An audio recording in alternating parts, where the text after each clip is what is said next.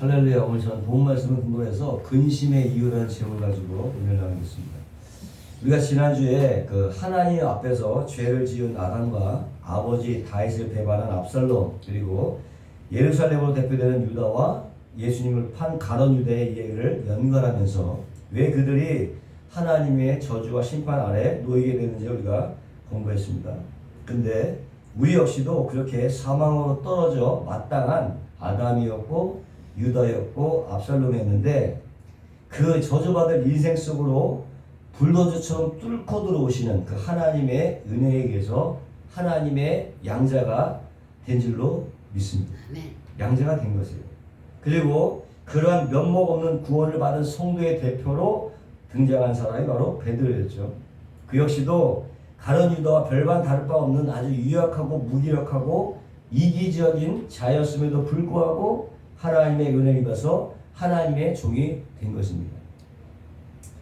13장 말미를 보면 주님께서 그런 베드로라는 사람의 실체를 완전히 발가벗겨서 폭로를 해버리시죠.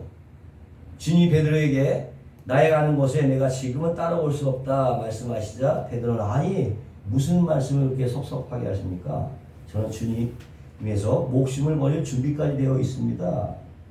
그러자 주님이 베드로에게 아주 의의의 말씀하시죠. 그 마음만이다 참 고맙다. 내지는 역시 내 수자다 답다 이렇게 말씀해 주신 것이 아니라 내가 날 위해 목숨을 버린다고 넌 닭 물기 전에 3번이나 나를 부인할 것이다 라고 베드로를 아주 머쓱하게 만들었단 말이죠. 왜 그랬을까? 설사 베드로가 그렇게 유약한 자라는 것을 미리 아셨다 할지라도 많은 제자들 앞에서 그렇게 망신을 주는 것이 옳으냐. 하지만 주님은 지금 13장 첫머리에서 말했던 끝까지 사랑하심에 대한 결론을 지금 내리고 있는 거예요. 끝까지 사랑하심에 대한 결론을 맺고 계십니다. 다시 말씀을 드리면 구원이라고 하는 것은 주님의 측에서의 끝까지 사랑하심에서 비롯이 된 것이지 인간 측에서의 어떤 결단이나 열심 등이 근거가 되는 것이 아니라는 것을 지금 확인을 시켜줍니다.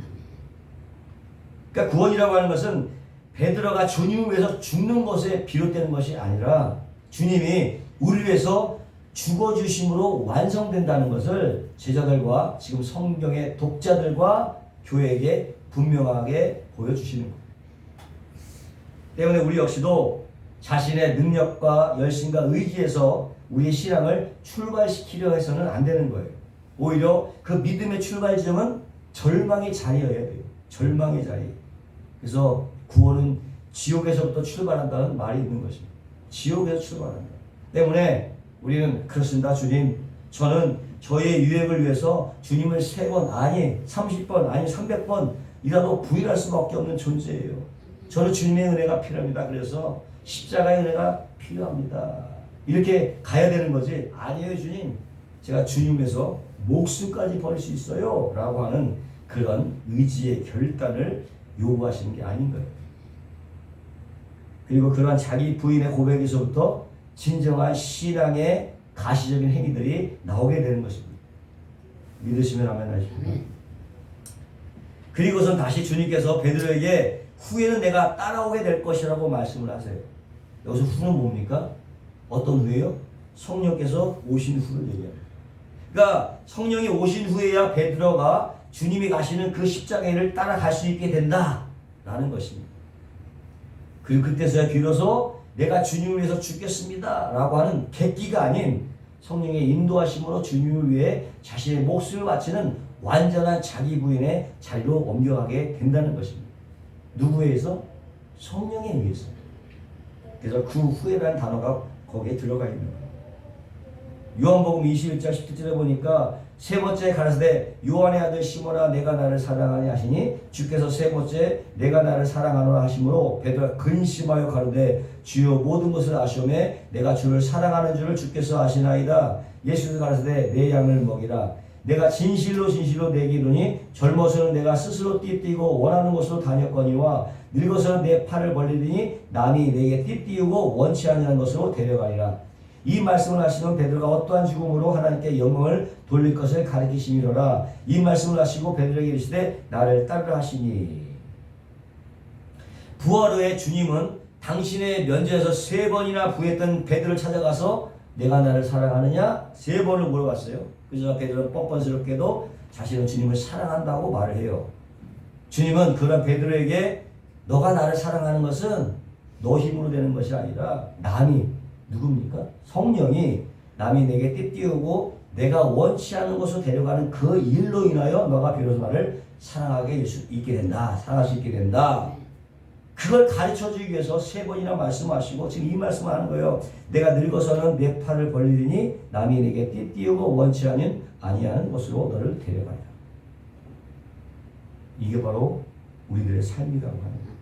그게 바로 성도의 삶이에요. 그러니까 우리 안에 계신 성령님께서 예수님 외에 목숨까지도 바칠 수 있는 완전한 자기 부인의 자리로 우리를 반드시 이끌어 가신다는 거예요. 그 자리로 이끌어 가시는 거예요. 그래서 원래 성도란 뭐냐? 예수 믿는 순간부터 행복 끝이야. 이제 고생이 시작이 되는 거예요. 실제로 행복 끝, 고생이 시작이 돼요. 왜? 그쪽으로 인도하시기 때문에. 자기 부인의 자리로. 그래서 우리의 신앙의 출발점이라는 것은 I am nothing, 전 아무것도 아니에요 로부터 시작이 되는 거지. I can everything for you.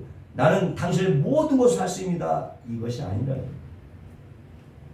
그냥 항복하는 거예요. 그냥 무장해제하고 그냥 성령의 이끄신 대로 잘 쫓아오라는 것입니다. 그것이 여러분 신앙의 출발점인 거죠. 그러니까 내가 주님에서 내 목숨을 바치는 것이 아니라 주님께서 나를 위해 목숨을 바치신 것을 근거로 내 목숨을 내어놓는 거예요. 주님의 목숨이 먼저 바쳐주기 때문에 그것을 근거로 해서 내 목숨을 바치는 것이지. 근데 그런 일이 뭐 단번에 일어나냐? 그렇지 않아. 아주 긴 시간이 걸려요. 단번에 일어나는 게 아니에요. 장작이라는 게. 응? 하지만 정말 우리가 그렇게 될 때야 비로소 우리는 진정한 이웃 사랑을 하게 되는 것이고 거기서 순종이 나오게 되는 거예요. 그래서 유다와 베드로의 이야기가 뭘로 끝납니까? 세 계명으로 끝나고 있는 거예요. 이웃 사랑과 하나님의 사랑. 뭡니까? 우리들이 가야 될 목적지입니다.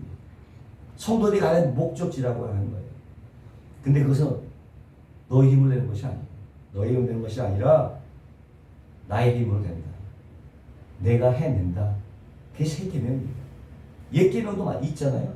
그게 옛 계명은 우리의 힘으로 해야 돼. 힘이 들죠. 그러나 세 계명은 내가 그쪽 자리로 인도하여 간다. 순종하며 따라가면 되는 거예요. 아멘. 그러니까 주님 계속해서 여전히 자신들의 힘과 열심을 의지하고 있는 제자들에게 뭐라고 말씀하시냐? 근심하지 마라. 근심하지 마라. 근데 보시면은 지금까지 이야기는 어떤 이야기였습니까? 구원의 주도권이 누구에게 있느냐 하는 문제와 또 인간들의 자기 부인에 관한 얘기였어요. 여태까지. 네? 근데 갑자기 근심이라는 주제가 튀어나왔어. 근심이라는 주제. 왜 튀어나왔을까? 그 이유는 근심이라는 것 또한 자기 부인이 아닌 자기 주장에서 나오는 거기 때문에 여기에 근심이라고 하는 또 하나의 주제가 나오는 거예요. 13장과 14장은 같이 연결되어 있는 거죠. 근데 여러분 근심하면 뭘로 근심하게 됩니까? 주로 먹는 거, 입는 거, 마시는 거, 사고 당하는 거, 병 걸리는 거, 아니면 뭐 이런 거잖아, 죽는 거, 뭐 대충 이런 거잖아요. 근심하는 게.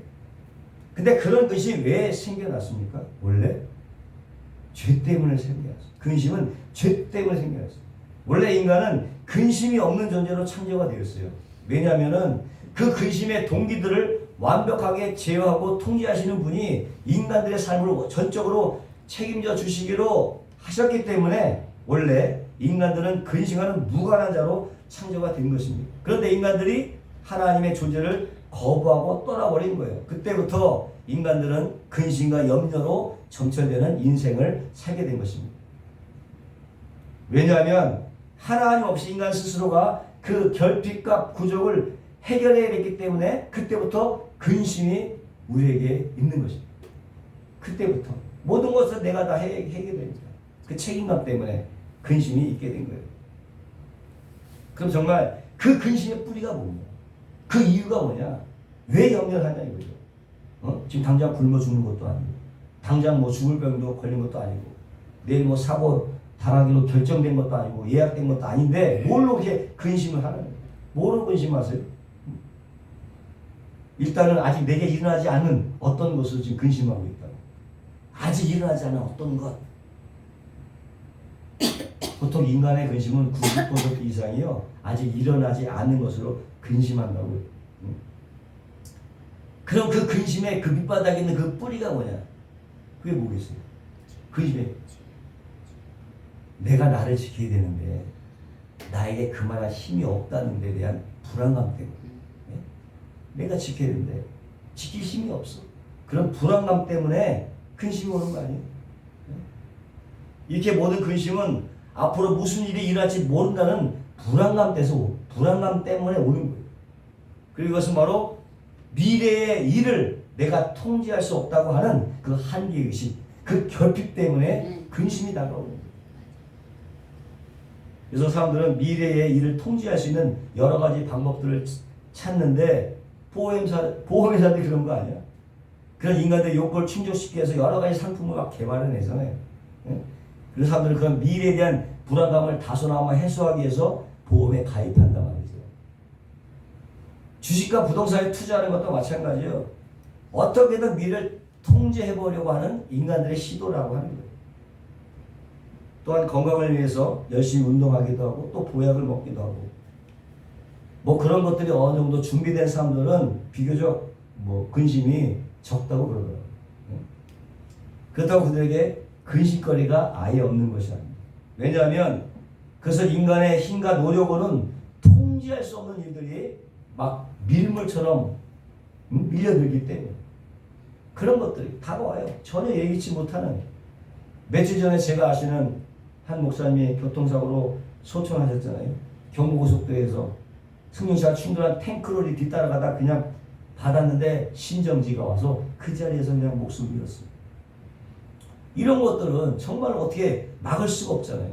뭐 우리의 돈이나 능력이나 열심과 이런 거 갖고 도무지 막을 수가 없다는 거예요. 갑자기 뭐 쓰나미가 들어닥치거나 태풍 허리 같은 그런 천재변들이 정말 우리 열심과 의지만 가지고는 해결되지 않죠. 어떻게 그 홍수를 일으키는 비바람의 그 진로를 인위적으로 변경할 수 있겠느냐. 우리가 속수무책이죠. 막 그런 것에 근심에 노출되어 있는. 아무리 노력을 해도 어쩔 수 없는 근심들이 도처의 소리를 향해 돌진하고 들어오는 거예요. 이거 현실이에요. 우리 현실. 그래서 하나님을 떠난 인간들은 근심 속에 살 수밖에 없는 거예요. 이상 그 어느 누가 그 밀물 같은 근심에 딱 막아져서 위로할 수 있겠어. 내가 위로하겠다. 자신 있게 말할 수 있는 사람이 누가 있겠어요? 그런 사람도 있을 수가 없고 또 근심을 상쇄시킬 수 있는 그 어떤 방법도 없다고 하는 거예요. 없어. 속수무책이야. 그런데 오늘 본문에서는 주님이 방법이 있대. 할렐루야. 방법이 있대. 그게 바로 믿음이라고 합니다. 믿음이 있대. 믿음. 너희는 마음에 근심하지 말라. 하나님 믿으니 또 나를 믿으라. 그 근심의 반대말은 믿음, 근심하지 않음이 아니라 믿음이라고 하는 거예요. 근심 반대말 뭐야? 믿음이다. 사실 우리를 근심케 하는 것은 현실에 없는 고난만이 아니죠. 당장 닥친 고난은요, 이를 악물고 견뎌낼 수 있어. 그러나 정말 큰 근심의 뿌리는 미래에 대한 불안감이라는 거지. 미래에 대한 불안감. 아무리 돈이 많은 사람도, 아무리 지식이 많은 사람도, 아무리 능력이 많은 사람도, 아무리 뛰어난 지도자라고 하더라도 이 미래에 대한 불안감은 견디지 못하는 것입니다. 그 미래를 붙잡고 계시는 하나님을 믿고 의지하고 맡기고 살아가기 전까지는 결코 평안이 없다는 것입니다. 그래서 하나님께서는 내일 일은 내일 염려하라. 내일 일은 내일 염려하라. 여기서 내일은 부사가 아니에요. 내일이 주어야. 내일은 부사가 아니야. 내일이 주어예요. 내일 일은 내일이 염려하게 하라. 내일이 염려하게 하라. 아니 내일이 염려하라? 그게 무슨 말이에요? 염려하게 하라? 내일을 주관하시는 분이 누굽니까? 하나님이시지.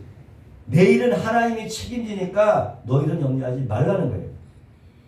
내일이 염려하게 하라. 하나님께서 염려하게 하라. 너희는 염려하지 마라. 그 뜻인 거예요. 때문에 나의 내일을 하나님께 전부 맡기기 전까지는 절대로 근심 속에서 벗어날 수 없어요. 우리는 그렇게 하나님께 모든 것을 맡기고 현재를 살아가는 것이 바로 믿음인 것이에요. 미래를 맡기는 거예요. 현재를 살아가는 것이 믿음이라고 하는 것이고 그 믿음이 바로 근심을 이겨낼 수 있는 유일한 길이라고 하는 거예요. 아멘. 믿음밖에 없어요. 맡기는 거예요. 근심을 다. 그것이 근심을 이기는 비결인 것입니다. 근데 믿음이 있다고 하는 우리 성도들 역시도 여전히 이런 근심이 떠나질 않아. 근심. 뭐가 필요해요? 그래서 믿음에 대한 이해가 필요해요. 무엇이 믿음이냐? 무엇이 믿음이냐? 믿음은요, 완료형으로 이미 받은 것이기도 하지만은 현재적으로 쌓아가는 믿음이 있는 거예요. 과거에 믿음을 받아서 구원을 받은 것지만은 현재적으로 쌓아가는 것이 또 믿음이기도 하는 거예요. 예? 어떻게? 우리가 한번 하나님께 부여받은 믿음을요, 양육과 훈련과 교육이라는 걸 통해서 조금씩 더 밝게 깨달아가는 것이 믿음은 더 선명하게, 그 믿음이 선명하게 만들어 가야 된다는 것입니다. 즉 객관적인 믿음이 주관적인 믿음으로 이해되지는 그런 과정이 필요한 것입니다. 믿음이 정착되기 위해서는. 사도들의 서신동은요, 믿음을 굳게 하라는 권고가 많이 나와요. 믿음을 굳세게 하라, 믿음을 굳건히 하라, 믿음을 굳게 하라. 그럼 어떻게 굳게 하라는 말이야, 믿음을? 어떻게? 응? 믿음을 하나님께서 주신, 전적으로 주신 선물인데, 아니, 무슨 믿음을 굳게 해? 어떻게 굳게 하라는 거죠? 어떻게 합니까? 그것은요, 너희가 믿고 알고 있는 내용을 올바르게 배워서 잘 정리하고 있으라. 믿음이 뭔지를 잘 정리해. 믿음이 뭔가를 잘 정리하고 있으라는 말이에요. 그게 믿음을 굳건히 하는 것입니다. 여러분은 믿음이 뭐라고 생각하세요? 아마 다 다를걸? 믿음에 대해서 생각이 다 달라요. 사람마다 믿음에 대한 이해가 다르고 믿음에 대한 정의가 다 틀려요. 그리고 자신이 뭘 믿고 있는지도 또 잘 표현도 못해. 믿음이 뭐냐? 잘 몰라 그것도. 무엇보다도요, 베드로는 자신의 의지와 결단으로 주님에서 죽는 게 믿음인 줄 알았어. 주님에서 죽어주는 게 믿음인 줄 알았어. 근데 주님이 그가 내어놓은 믿음을 완전히 풍비박산시켰잖아. 믿음은 너가 나를 위해서 죽는 게 아니라 내가 너를 위해 죽고 너를 구원해냈다는 것을 믿는 거야. 예? 그걸 믿는 거야. 이게 무슨 말이에요? 무슨 말씀이에요? 따라하신다.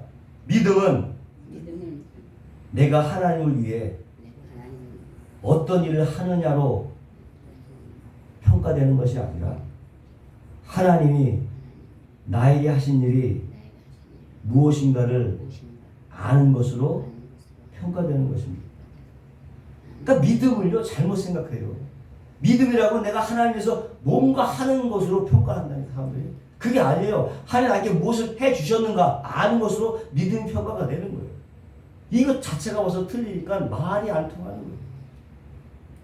다시, 믿음은요, 내가 하나님을 위해 어떤 일을 하느냐로 평가되는 것이 아니라 하나님이 나에게 하신 일이 무엇인가를 아는 것으로 평가가 되는 거예요. 그걸 아는 것입니다. 믿음이라고 하는 것은. 그리고 그 믿음에 있어서 아주 자세하게 써놓은 게 뭐예요? 성경이거든.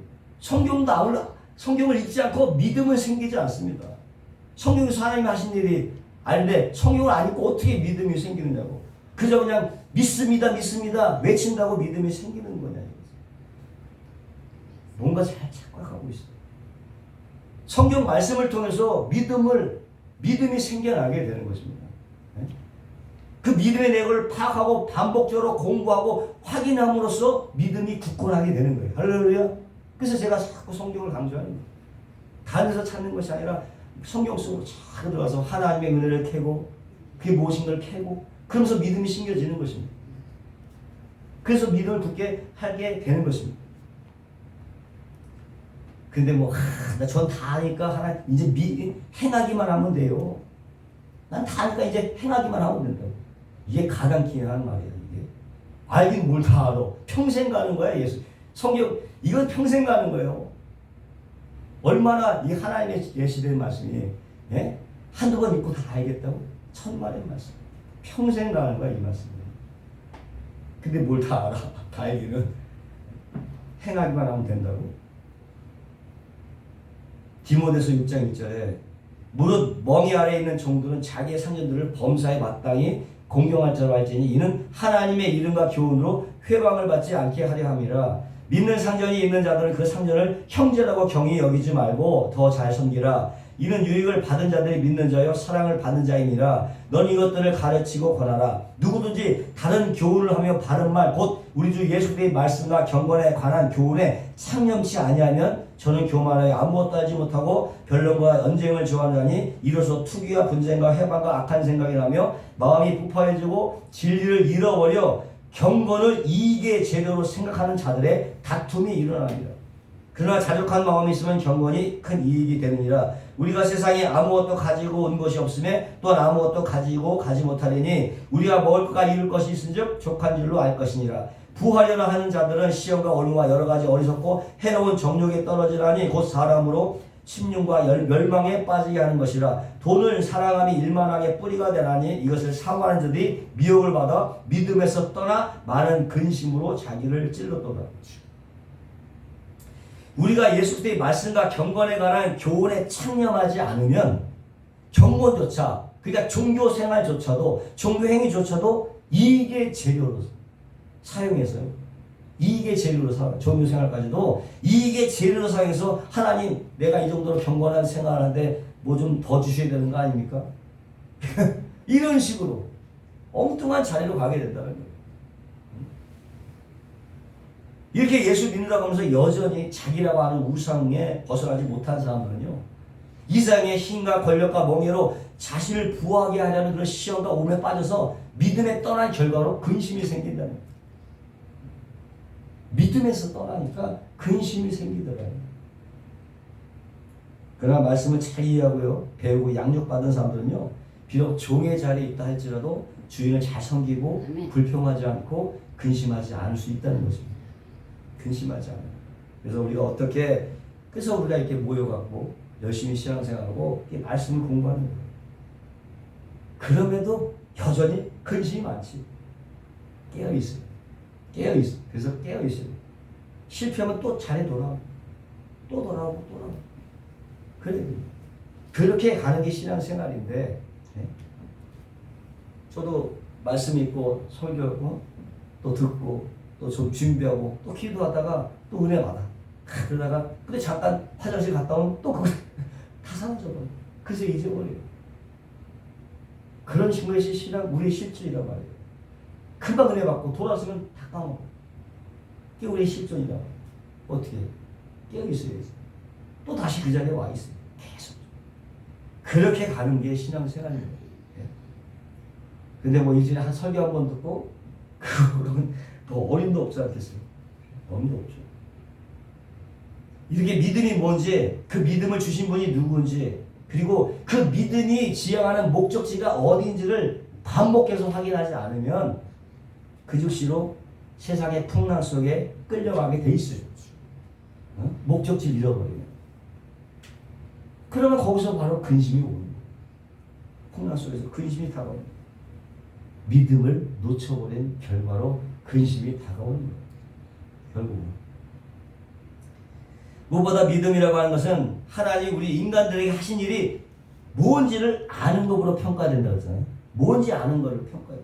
그게 뭐예요? 그게 뭡니까? 인간이 하나님을 떠난 죄로 뭐가 왔어요? 사망의 증상들, 사망의 전조들, 그런 것들이 오게 된 것이고 근심도 여기에 포함이 돼요. 죄를 범함으로 다가온 거다. 이 근심 또한. 그래서 이러한 사망의 증상들을 제거하기 위해서 예수님이 이 땅에 오시고 십자가에 돌아가심으로 우리를 영원한 사망에서 건져내셨죠. 그 사망에서 건져내시고 그에 따른 사망의 증상에서 또한 우리를 건져내셨어. 다 없이 하셨습니다. 그것이 어떻게? 구원의 과거 시제. 사라졌어. 이제는 사망의 증상들이 다 사라진 거예요. 구원의 과거 시제. 근데 현재적으로 우리가 이 겪게 되는 모든 상황에서 우리 안에 내주하시는 성령께서 그거를 이루어 가시는 거죠. 내 속에서 이루어 가시오.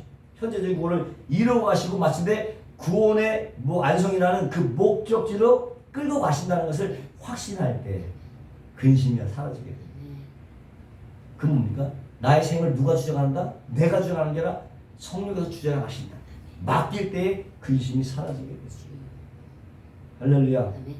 한마디로 하나님을 사랑하는 자, 곧 그 뜻대로 부르심을 입은 자들은 모든 것이 모든 희노애락이 합력하여 초를 이룬다는 것을 믿는 것입니다.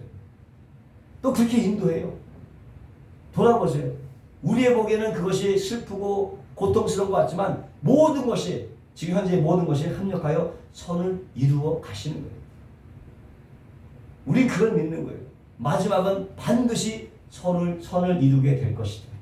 선으로 인도하게 될 것이다. 그것을 믿는 것입니다. 그래서 우리는요, 점에 머물러 인생이 아니라 궁극의 목적을 향한 선의 인생을 살아가는 것입니다. 선의 인생, 궁극적인 목적지라는 선의 인생을 살아가는 것이죠.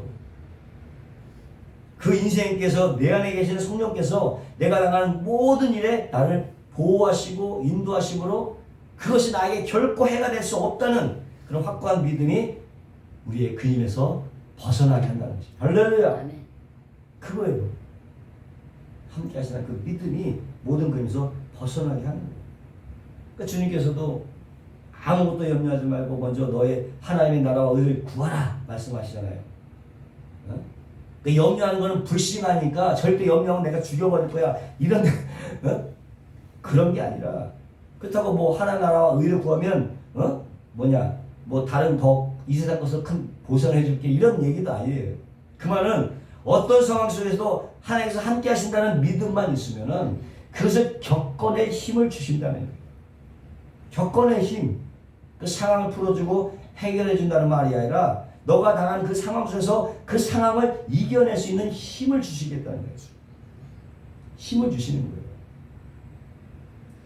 빌립보서 4장 6절에 보니까 아무것도 염려하지 말고 오직 모든 일에 기도와 간구로 너의 구할 것을 감사함으로 하나님께 아뢰라. 그리하면 모든 지각에 뛰어나신 하나님의 평강이 그래서 예수 안에서 너의 마음과 생각을 지키시리라.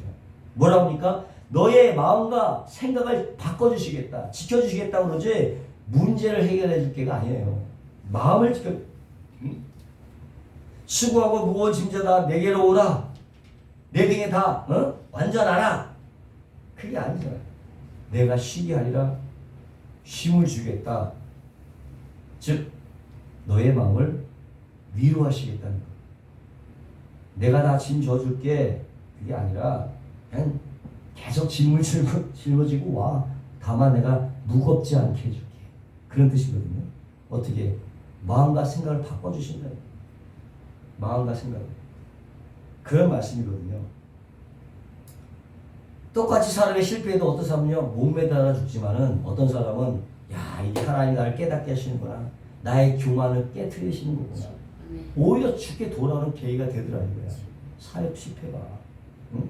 어떤 사람은 그것 때문에 근심하며 목매달아 죽는데 어떤 사람은 그것이 근심이 아니라 오히려 하나님의 선물로까지 여겨지더라. 하나님이 마음을 바꿔주시는 것입니다. 마음을 바꿔주시는 것. 하나님은 우리의 재산이나 어떤 외적인 모양을 바꿔주는 게 아니라 우리의 존재 자체를 변화시키는 거예요. 그게 바로 구원의 힘인 거예요. 하나님 우리 이 땅에서 부자를 만들고 멋지게 만들어서 과연 뭐에 쓰시려고 부자 뭐에 쓰시겠어요? 그거 갖고 뭐예요? 내 자식을 자식답게 바꾸는 것에 목적이 있는 거예요. 그러기 위해서 하나님이 얼마든지 우리를 발가벗게 할 수도 있는 거예요. 그러니까 그것이 나에게 부끄럽고 뼈아픈 경험이라 할지라도 하나님의 자녀됨에 도움이 된다면 그게 우리에게 복인 거예요. 그것이 그렇게 하나님의 뜻을 깊이 깨닫고 이해하고 깨달으면 깨달을수록 우리는 어떻게? 근심에서 벗어날 수 있는 거예요. 하나님의 뜻과 의도를 알게 되면 근심에서 벗어날 수 있는 거예요. 지금까지 인도하셨는데 뭘 근심 부려? 다 합력하게 손을 이루어 주실 텐데 이런 믿음이 생겨요. 그런 믿음이 있을 때 근심은 떠나가는 거예요. 믿음이 있기 때문에. 한번 그래도 한번 생각해 보세요. 예전 여러분과 지금 여러분의 모습, 고난을 대처하는 모습이 그래도 많이 성숙해 있잖아. 아니 성숙해 있잖아. 그렇게 바꿔지는 거야. 옛날 같으면 막 팔팔 뛰고 난리가 나는데 지금은 에휴, 하도 많이 겪어서 뭐 그러려니 하지. 그게 복이 된 거야. 하도 많이 겪으니까 그게 복이 된 거예요. 그래서 만약에 또 하나 그런 거 허락하신다? 그건 또 가겠습니다 주님. 그게 갈 수 있는 거예요. 그게 가겠습니다. 지금 주님께서 제자들에게 근심하지 말라고 하셨어요. 그럼 지금 제자들이 근심하고 있다는 거 아니야. 그 뭘로 제자들이 근심하고 있었습니까? 지금 예수님이 돌아가시면 그동안 자기들이 투자해놓은 것들이 헛것이 될까봐 근심하고 있는, 전전에 근거하고 있는 거예요. 제자들 보세요. 주님이 당신의 죽으심을 예고한 바로 그 자리에서 너가 크니 내가 크니 싸우던 사람이고 전혀 자기 부인이 안 되는 사람들이에요. 가룟 유다가 정치적 군사적 메시아를 기다리고 있었던 것처럼 이 제자들 역시도 강력한 힘을 소유한 민족 해방자로서의 메시아를 기대하고 있었다. 그리고 주님이 예루살렘 성에 입성했을 때 거기에 수많은 유대인들이 호산나 환호 소리를 직접 듣고 본 사람들이야. 이 제자들은 그 주다 막함만 들었던 환호였거든요. 근데 그것을 우리 스승이 듣고 있는 거야. 얼마나 기대감이 넘쳤겠어. 예? 얼마나 흥분됐겠어요. 야, 출생에서 이까지 고통, 이까지 고생처럼 얼마든지 참을 수 있어. 그렇게 생각했을 거 아니에요. 그게 제자들의 마음이었다고. 근데 그 제자 어떤 제자들 보세요. 예루살렘 올라간 길에 예수께서 앞서 가시는데 저희가 놀라고 쫓는 자들은 두려워하더라. 이에 다시 12제자를 데리시고 자기가 당할 일을 이러 가르치되 보라 우리가 예루살렘에 올라가니 인자가 대제사장과 서기관들과 넘기우매 저가 주기로 결혼하고 이방들에게 넘겨주겠고 그들은 능욕하고 침뱉으며 채찍질하고 죽일 것이니 저는 설만에 살아나리라 하시니라. 세베대의 아들 야고보와 여인 주께 나와 여쭤되 선생님이여 무엇인지 우리가 주의 구하는 바를 우리에게 주시기를 원하옵나이다.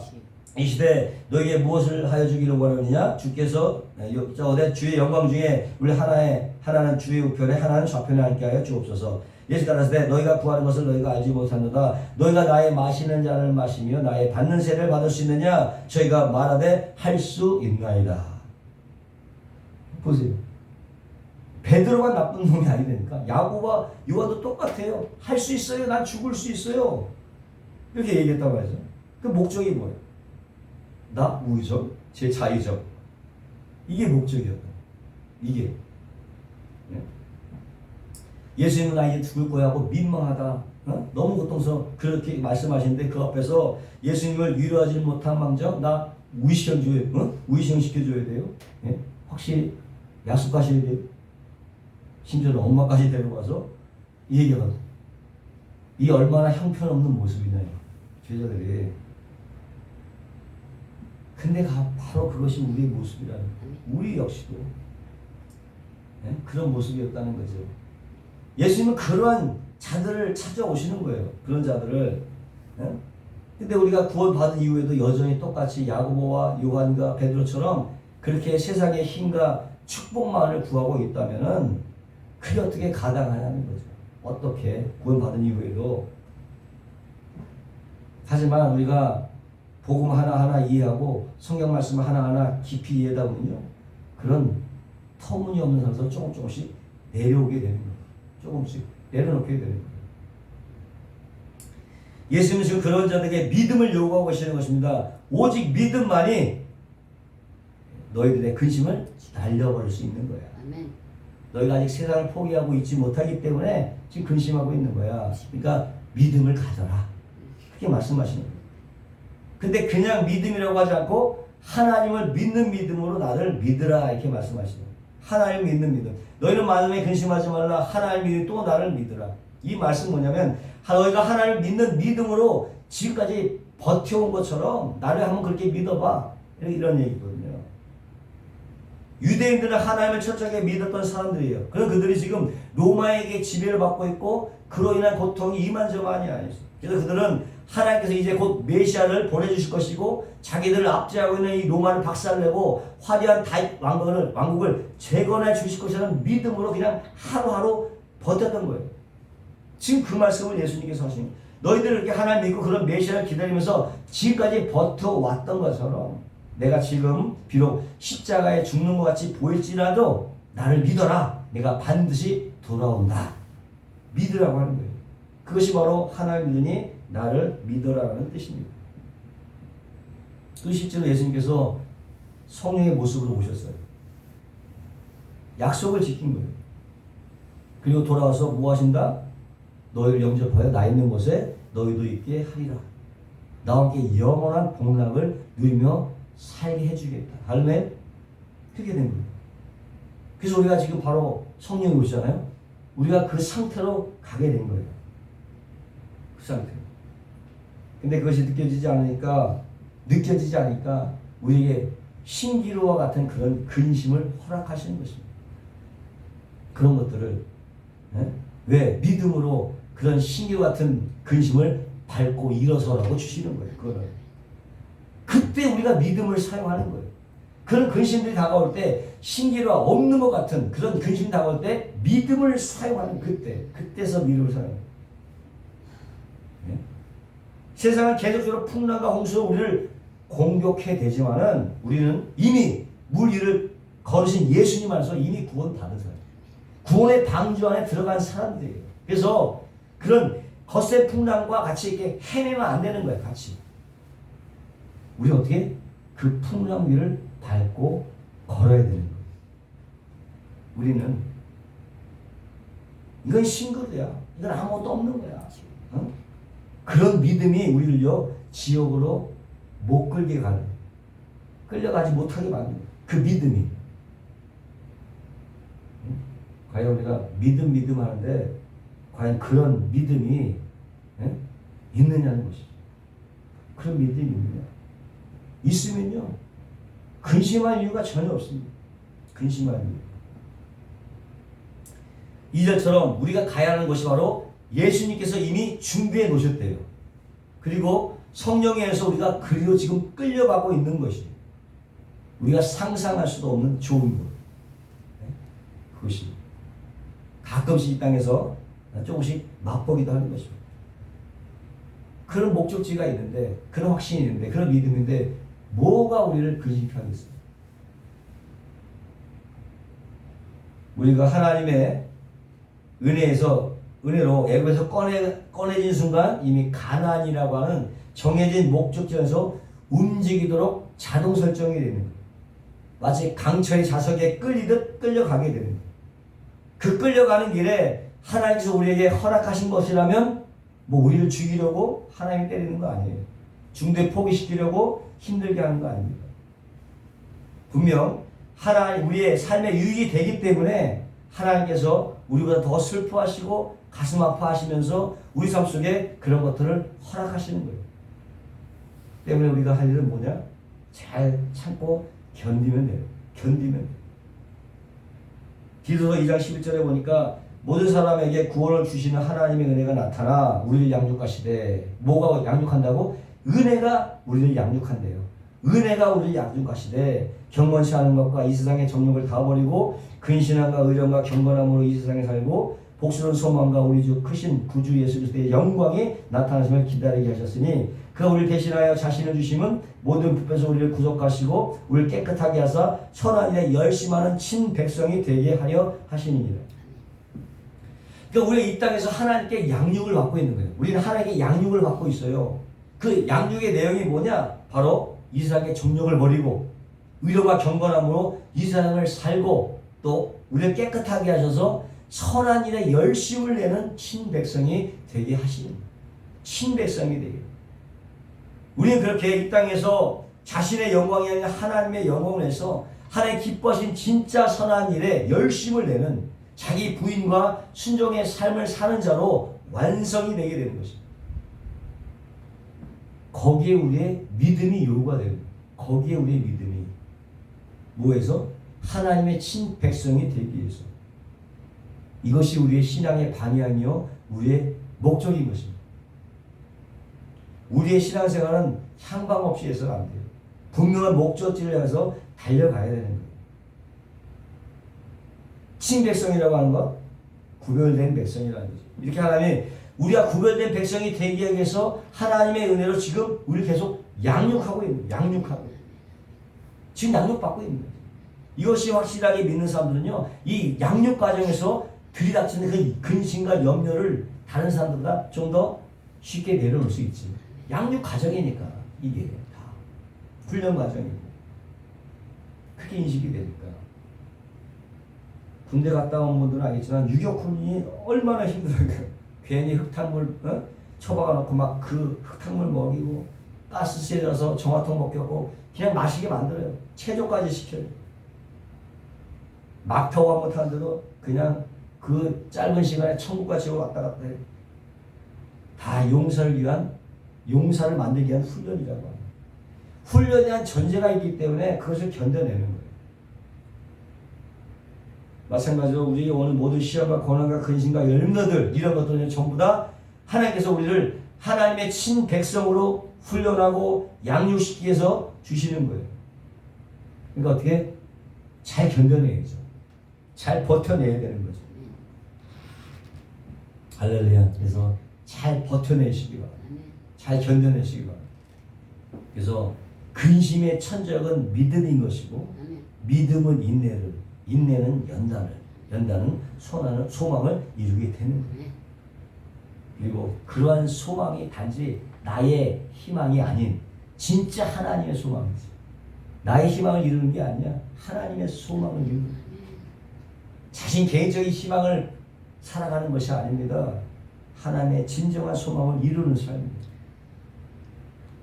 근심의 천적은 믿음인 것이고 그 믿음은 인내는 연단을 하나님의 소망을 이루게 되는 거예요. 그것이 우리의 목적이에요. 마지막으로 이 프랜시스 톰슨의 하늘의 사랑대라는 그런 시가 있어요. 그 내용이 길어서 앞뒤 부분만 이렇게 추려해서 한번 읽어드리고 마치겠는데, 이 프랜시스 톰슨은 노숙자예요. 원래 목회자가 되려고 했던 사람인데 아편 중독에 걸려서 평생을 그렇게 고통 속에 노숙자로 살다 죽었는데, 그가 쓴 시가 아마 현존하는 기독교 신앙 시 중에서 가장 뛰어난 시라고 그렇게 인정받는 시. 제가 한번 읽어보겠습니다. 나는 그에게서 도망쳤습니다. 밤과 낮의 빛의 길 아래로. 나는 그에게서 도망쳤습니다. 세월의 아치처 아래로. 나는 그에게서 도망쳤습니다. 내 마음의 미로로, 눈물의 안개 속으로, 웃음의 시냇물 속으로. 그를 피해 숨었습니다. 나는 조망이 활짝 트인 희망의 가로수길을 달려 올라갔습니다.